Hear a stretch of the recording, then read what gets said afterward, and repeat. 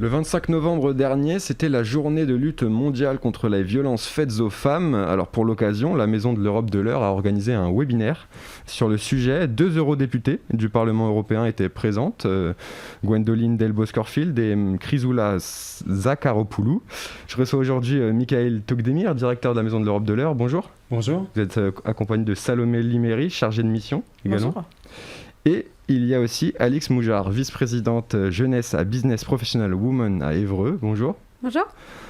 Alors, Michael Tokdemir, je me tourne vers vous d'abord. Pourquoi est-ce que la Maison de l'Europe de l'Eure a décidé d'organiser un webinaire sur cette question ? Alors, c'est une thématique qui nous tient très à cœur. On avait déjà fait une journée sur l'écart salarial entre les femmes et les hommes. On a fait, à chaque fois, on fait des conférences et des débats, des ciné-débats autour des questions sur les droits des femmes. Et on est aussi membre du collectif Stop Violence. Donc, c'est un sujet qui nous interpelle depuis déjà 5 ans. Donc, à chaque fois, on essaie lors de ces dates, de faire un événement. On devait aussi faire un événement dans un collège et puis un ciné-débat à Conches, mais la situation sanitaire a fait qu'on a juste fait un webinaire. Alors, une femme sur 3 a subi des violences physiques ou sexuelles après l'âge de 15 ans, d'après l'Agence des droits fondamentaux de l'Union européenne, selon une étude de 2014. Alors, avant de parler d'une violence, il faut d'abord la définir. Et celle qui concerne les violences faites aux femmes est plutôt, selon les échanges qu'on a entendus dans ce webinaire, une violence systémique. Alors, qu'est-ce que c'est une violence systémique ?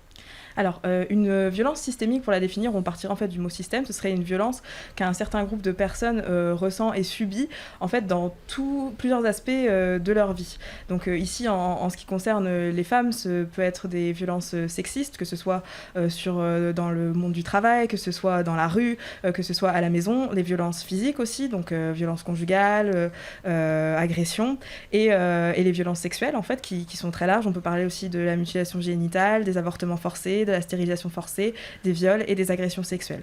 Donc, en fait, c'est aussi quelque chose qui, au niveau européen, est une question. En fait, c'est comment définir ces violences-là, mais partir du fait qu'en fait, que la violence est présente dans plusieurs domaines de la vie des femmes, ça, c'est le point clé et c'est très important.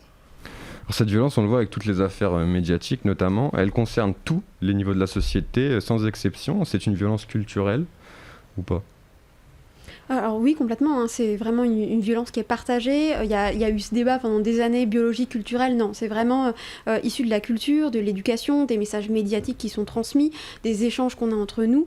Et c'est vraiment sur ce point-là qu'il va nous falloir travailler, faire de la sensibilisation, etc. C'est vraiment un point, oui, culturel. S'il y avait plus de femmes en position de force ou de puissance à des hauts postes, cela pourrait avoir un impact significatif sur les violences faites aux femmes. Ça, c'est un argument qu'on entend souvent. Est-ce que vous pensez que ça peut être une réponse efficace ? Alors oui, je pense, parce qu'en fait, l'origine en fait, de cette violence, c'est cette idée d'inégalité entre les hommes et les femmes. Et lorsque on a cette inégalité, en fait, c'est aussi par manque de visibilité de femmes qui ont des postes à responsabilité, qui ont des postes de pouvoir, qui sont présentes dans la vie publique, qui sont présentes dans la vie politique.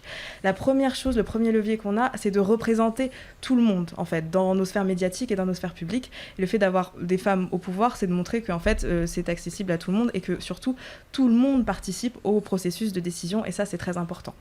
En 2019, Ursula von der Leyen a été nommée à la tête de la Commission européenne. C'est la première fois qu'une femme était nommée à cette fonction. C'est un bon début de message de l'Europe sur ces questions, Michael Tokdemir. Exactement, c'est vraiment un très bon début. Il faut juste rappeler qu'au Parlement européen, la première présidente élue au suffrage universel direct est Simone Veil, ce qui à l'époque, c'était vraiment très très rare. Et à la Commission européenne, on n'avait pas eu de femme. Et là, ça a changé, ça change le regard aussi même des hommes et des femmes politiques, de voir qu'une femme est à la tête de la Commission européenne. C'était important. En plus, elle forme une sorte de duo avec Angela Merkel. Donc ça, on voit bien que les femmes sont capables de gouverner, et dans la tête de certains messieurs, c'est bien de le montrer comme ça. Donc c'est une très bonne chose. Après, dans les actes, ça fait 1 an qu'elle est à la tête de la Commission européenne. Il y a eu des beaux discours. Maintenant, on attend qu'il y ait des actions bien réelles. Alors la difficulté pour l'Union européenne, c'est déjà de mettre d'accord 27 pays qui ont toute leur culture propre. Aujourd'hui, les Polonais, par exemple, sont revenus sur les droits à l'avortement. Alors comment est-ce qu'on peut continuer d'avancer à 27 quand les pays de l'Est, de l'Ouest, du Nord, du Sud ont toutes des cultures différentes? Par exemple, la définition du viol dans la justice de chaque pays est différente en fonction des pays. Alors comment on fait ? Il faut savoir que par exemple au Parlement européen c'est la culture du compromis, et comme il n'y a pas de majorité, on essaie d'avancer petit à petit en essayant de faire travailler les uns et les autres, et à chaque fois de faire des concessions, et puis de se dire voilà, on a fait un pas, et il faudra avancer comme ça en fait. Si on avance de front, ces pays-là ne vont pas changer du jour au lendemain, ils vont plutôt se braquer, plutôt aller dans le compromis, essayer de voir comment on peut avancer d'abord au niveau du Parlement européen par exemple, puisqu'il y a cette commission femmes, et les députés élus sont beaucoup plus ouverts que le reste peut-être des autres politiques de ces pays-là. Et petit à petit, l'Europe devrait faire en sorte que ça, j'ai utilisé un mot un peu à la mode, que ça ruisselle, et que les autres pays de l'Union européenne fassent en sorte que leurs droits changent aussi. Alors toujours dans cette culture du compromis qu'est l'Union européenne, les eurodéputés de votre webinaire souhaitaient la création d'un Conseil européen de l'égalité, à l'image des réunions à 27 sur l'économie, sur l'agriculture. Est-ce que ce serait une réponse intéressante selon vous pour débattre, discuter et surtout convaincre les États qui seraient les plus éloignés de ces sujets ? Discuter, échanger, débattre des sujets et parler pratique et débat de fond, c'est toujours un bon point de départ. Encore une fois, les paroles, c'est super, les actions, c'est encore mieux, et c'est vraiment comme ça qu'on va pouvoir mettre en forme des actions. Alors à la suite de cette journée mondiale de la lutte contre les violences faites aux femmes, il y a eu les Orange Days, 16 jours de sensibilisation organisés par l'ONU sur cette question. La sensibilisation de la société, c'est la clé pour faire avancer les choses ?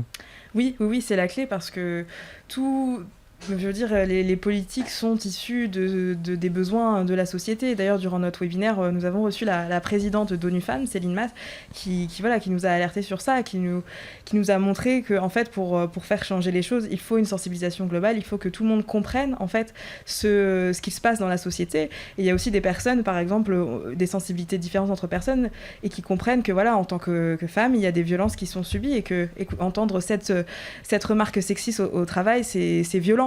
Avoir des amis qui ne peuvent pas rentrer chez elles sans vivre du harcèlement de rue, c'est une violence. Voilà. Donc effectivement, oui, la sensibilisation, c'est important, et à tous les niveaux. Alors cette sensibilisation, elle continue, mais est-ce que vous pensez que les mentalités ont quand même évolué ces dernières années sur la question, notamment sur les réseaux sociaux? Je pense au mouvement MeToo, Balance ton porc. On a l'impression quand même qu'il y a une prise de conscience. Est-ce que vous la ressentez aussi? On la ressent, même au quotidien quand même, au niveau de notre rencontre avec les jeunes. On n'a pas du tout les mêmes discours qu'avant ce type sur les réseaux sociaux, etc., Balance ton porc, MeToo. Et effectivement, ça permet de prendre conscience, et on met sur la table d'autres sujets qui sont liés évidemment, et les discussions permettent d'ouvrir sur des actes politiques, des actions des associations, etc. Donc effectivement, cette mobilisation sur les réseaux sociaux a un impact sur le terrain. Les eurodéputés qui étaient présentes à votre webinaire, elles étaient plutôt optimistes quant à la nouvelle génération qui arrive sur ces questions? Je pense que oui, elles l'ont été, parce qu'en fait, elles ont parlé de ces idées qu'on pourrait mettre en place, comme ce Conseil de l'Europe, spécialement avec la question des droits des femmes, des violences, en fait. Elles ont été optimistes dans ce qu'on pouvait faire et dans ce qui était en train d'être fait.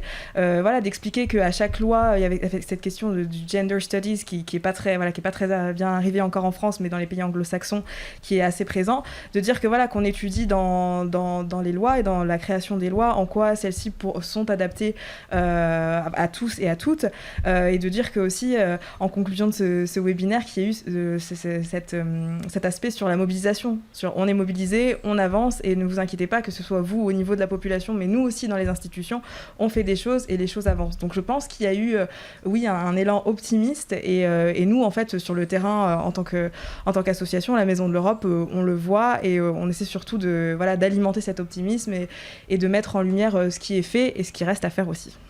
En tout cas, sur ces questions, les choses avancent. Merci, Michael Tokdemir, d'avoir été avec nous.